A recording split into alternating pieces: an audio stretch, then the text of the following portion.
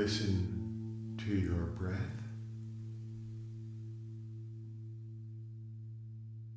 Daniel stood at the bar outside the showroom at Catch a Rising Star.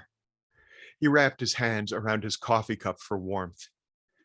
He always felt as though he was freezing to death when he performed, at least beforehand. It started the moment he left his dorm room to get the train into the city. It lasted until the moment he walked on stage. To make matters worse, he always got to whatever club he was playing before the start of the show, regardless of what time his spot was. He took it all very seriously, and although they told him the particular time that he would be performing, he treated it like a proper show, assuming that his call time was half an hour before curtain. The bartender, whose name he had never bothered to learn, refilled his cup from a coffee pot. Not many people at the club drank coffee. He was the only person at the club not old enough to drink alcohol. The crowd in the bar started to shift toward the showroom doors. He was never certain how they knew when it was time, but it happened every night. They hung out, drinking and chatting, and then the shift would happen. They would begin to gravitate toward the showroom as though drawn by an alluring aroma. That wasn't it, though. No nightclub he had entered to date had anything that could be described as an alluring aroma. Kevin, the house manager, shouted, "Ladies and gentlemen, the house is open. You may bring your drinks with you, but they will not count toward your 2-item minimum. We'll try to get you all seated as quickly as possible, and waitresses will be around to start taking orders. We should be able to get this cavalcade of talent and the performers started right at 8 o'clock for you." Daniel had heard the speech 20 or 30 times now. The people always laughed at the little jokes, already primed to respond, anticipating the hilarity they imagined was to come. He pulled his little spiral-bound notebook from his back pocket and jotted down a thought about the way people approach the evening with hope that he might ask them to rekindle upon his arrival on stage. He didn't quite feel it was something he could do yet, but there was something there to play with. As the audience moved into the showroom, slowly emptying the bar, the front door opened and his older sister, Lindsay, came in mouthing, "I'm so sorry," at him as she crossed the bar to hug him. Their parents, just behind her, apparently engaged in a dispute with the pneumatic door closer. Daniel whispered into her ear, "What the hell? I told them they wouldn't listen." Jesus. Right? Paul and Ellen, having concluded whatever the hell they'd been up to at the door, approached him. Paul opened his arms for a hug, and Daniel obliged. His mother moved in for her hug next. Then she stepped back and looked at her son. She said, "When did you get so tall?" "What the hell, guys?" Paul said, "You invited us." "Yes. Yes, I did. And I told you that I'll probably be going up somewhere around 12:30 or 1. Ellen said, "You said it was all just one show and it starts at 8. "Yeah, but I also said you didn't need to get here until around 11:30 or 12 when the late MC takes over." Paul said, "Oh, we almost never go out that late. You know that." Daniel blinked slowly. Ellen said, "Ooh, they're going in. I'm going to try to get us seats in the back. I don't want them to make fun of me." She moved for the door and Paul followed, giving his son an encouraging smile and throwing a gesture that was intended to be, "We'll see you in there," but actually seemed to imply, "You and I will use a vertical spirograph and blink a lot." Lindsay stayed behind with Daniel. "I tried to explain to them, I really did." "This is a disaster," Lindsay chuckled. "Why is that funny?" 2 hours ago, she told him, you were pretty sure they were going to entirely forget they had promised to come. "How do you know what I was thinking 2 hours ago?" "Am I wrong?" "No, I'm asking. How do you know what I was thinking 2 hours ago? You should start doing a mentalist act." Lindsay laughed. "You're funny." "Every morning I wake up hoping that's true." "You want me to stay out here with you?" "No." I stare into coffee cups and jot notes. Sometimes I pace a little bit. "Go. Enjoy as much of the show as you can." "What does that mean?" there are going to be hard to watch parts. Oh, and parts that are sexist and racist. Really? Racist? Oh, yeah.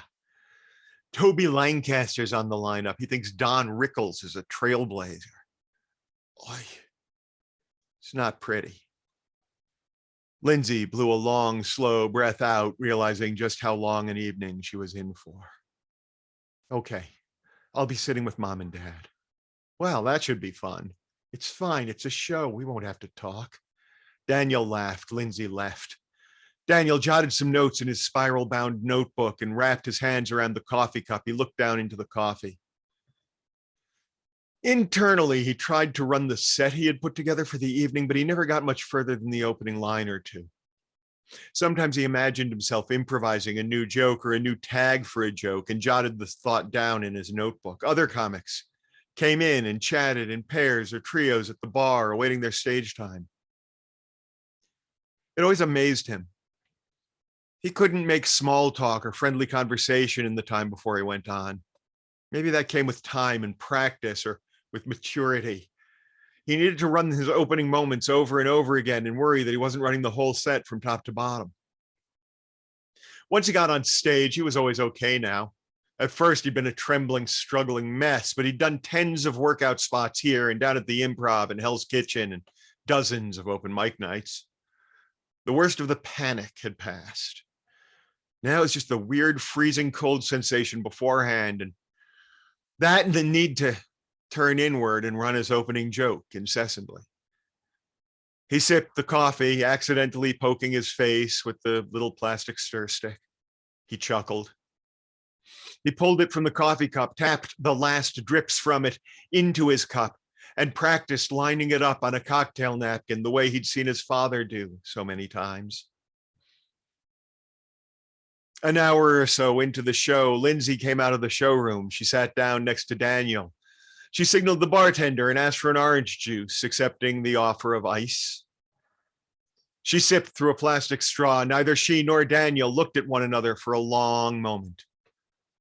Neither she nor Daniel spoke. Then, when about half of her orange juice was gone, just after the bartender poured more coffee into Daniel's cup, he said, "They're not going to make it, are they?" Lindsay shook her head, a gesture Daniel easily picked up in the mirror behind the bottles.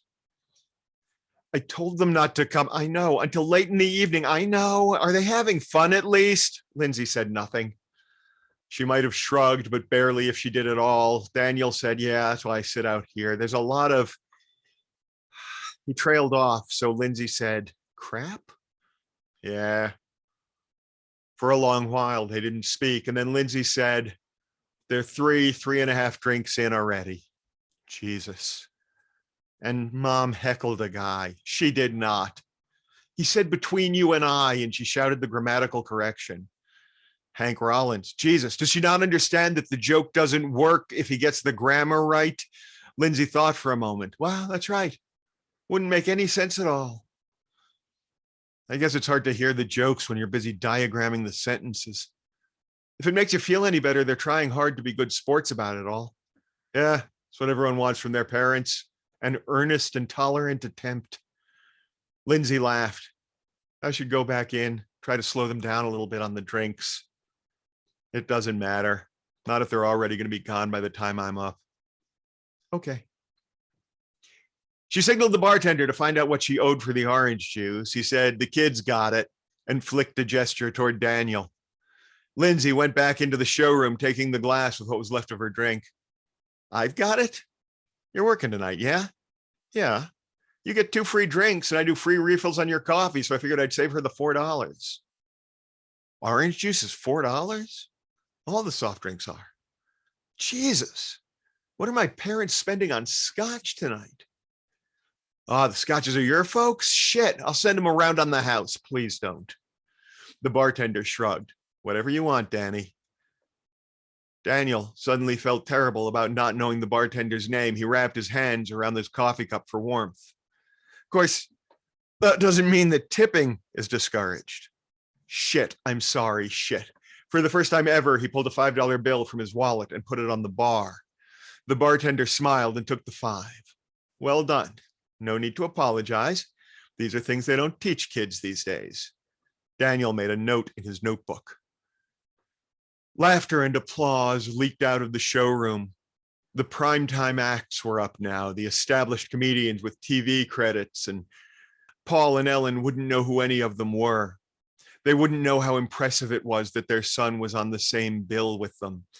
They would analyze these heroes of the microphone with the same jaundiced eye that critiqued the cadence of the local newsreaders, the grammar of the writers for New York Magazine, and the pro-military message underlying Star Wars.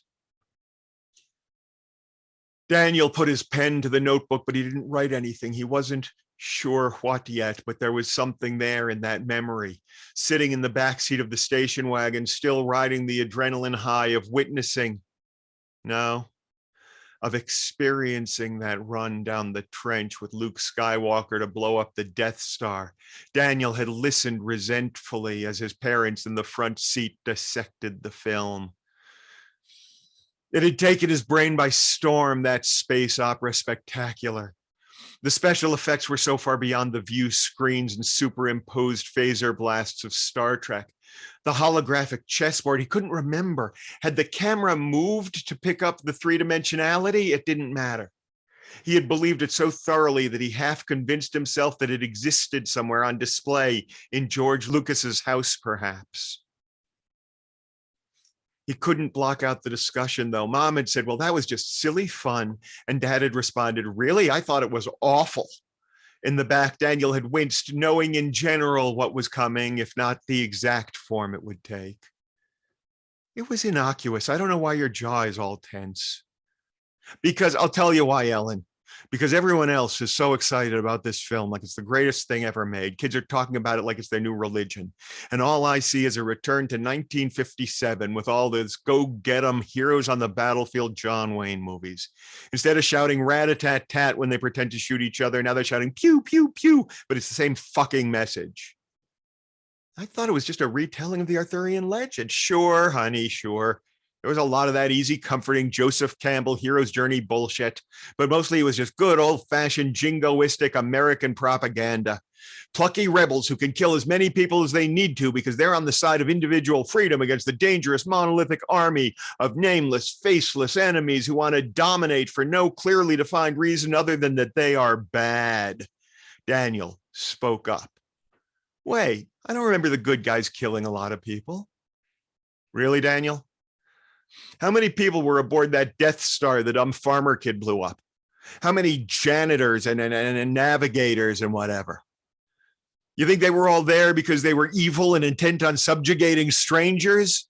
Those are just people doing those jobs. All those white helmets with the slightly distorted voices. That's how propaganda works. You dehumanize an enemy, establish their ruthlessness, and then you can do anything you want to as many of them as you want, and people will cheer. They fucking cheered Daniel. When you blow up a few 100,000 of them in a spectacular climactic set piece. Daniel had rested his forehead against the glass of the window, looking out, trying desperately to hold on to just a little bit of his own opinion, trying not to admit that everything his father had said made sense, that he had been ready to cheer, and had never thought of the implied lives lost. Paul continued, assuming an instructive voice that masked a sense of urgency and political outrage. This is exactly why they literally teach racism in the military. They refer to whomever is the enemy at any given time by slur and slur alone. That way they never have to feel as though they're killing people. It's easier to kill a Jerry or a Nip or a Gook or a Slope than it is to kill boys from Germany or Japan or Korea or Vietnam. Jeez. This is the kind of movie people are going to now. We're going to wind up right back where we were with a Republican in the White House and another round of flag-waving, love it or leave it patriotism. At Catch a Rising Star, the bartender asked Daniel if he was okay. Daniel blinked. The bartender said, usually when you pull out the notebook and the pen, you write something. You've been sitting like that for about an hour. What? I have? No, but a couple of minutes.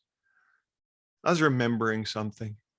He jotted down only Star Wars car ride and put the notebook away.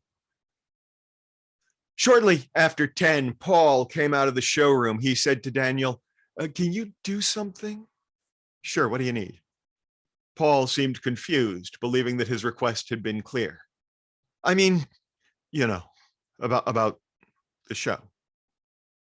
Oh, I don't think half of these people are funny at all. And you want me to do something about that? What? Like, you want me to tell them to be funnier? No, no, that's absurd. I just mean, I don't know how much more of this we can take, Daniel. Okay.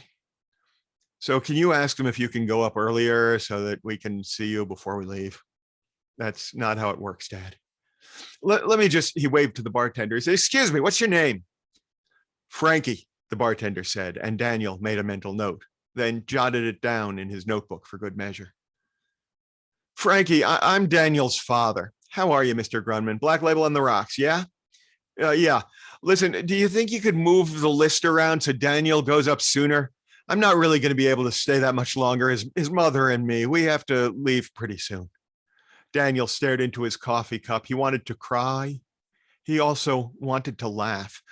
Frankie said, what? Don't get me wrong, it's a terrific show, just terrific.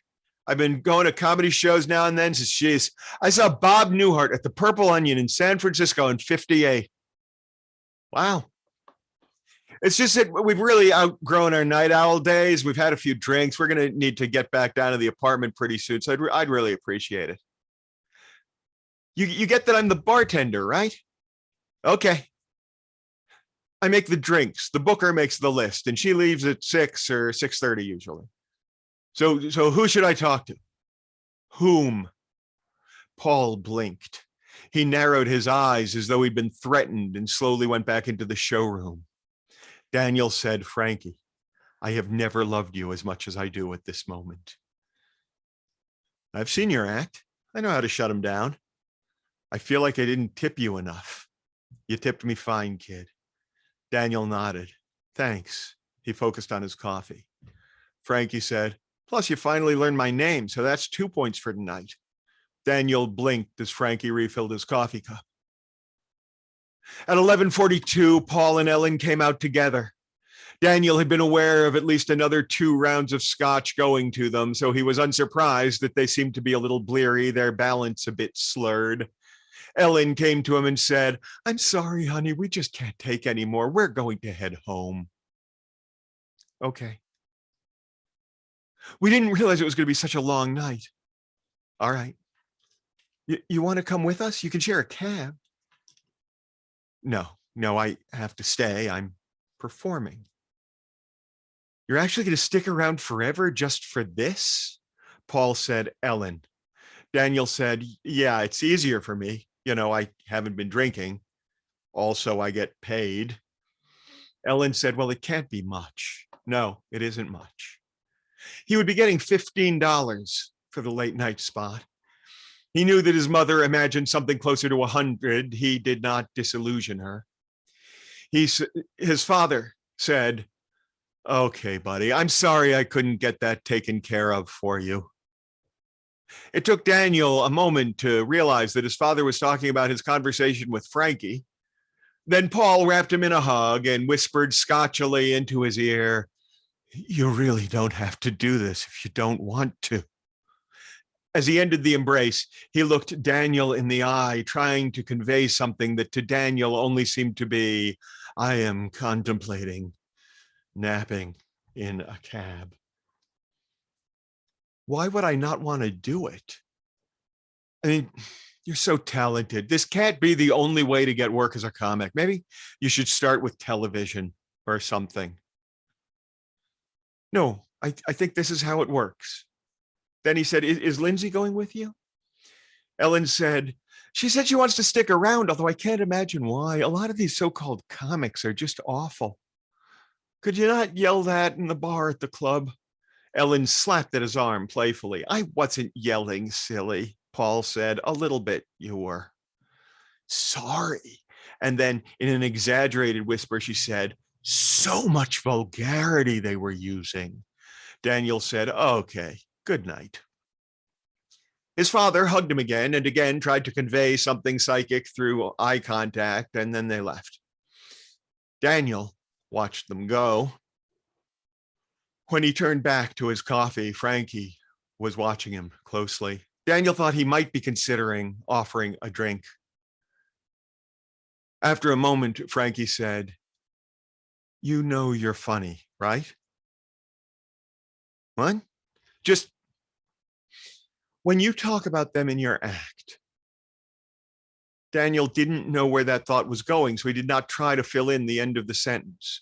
After a long moment of heavy silence, Frankie said, "I will bet you galoshes to gonads your sister is going to put a beverage through her nose if you do the bit about the Scrabble game." I was a little bit nervous about them seeing that. Yeah, they left. Then, after a moment, he said, "And they're better when you do them than they are in person." "Thanks?" He said it very much as a question. "I don't know how you guys do it." "Me and my sister?" "No, you guys, all you comics. I don't know how you do it. All that injury, and you make it so funny."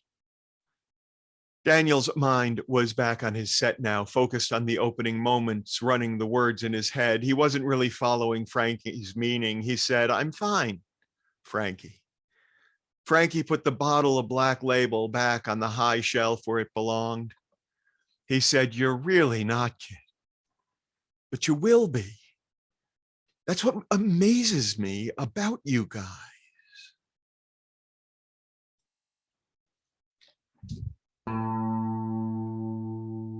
Listen to your breath.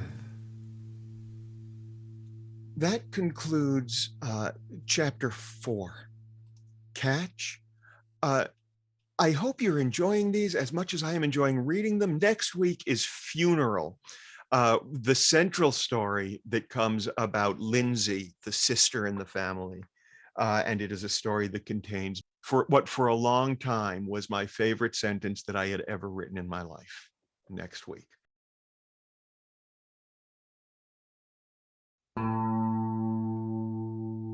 Listen to your breath.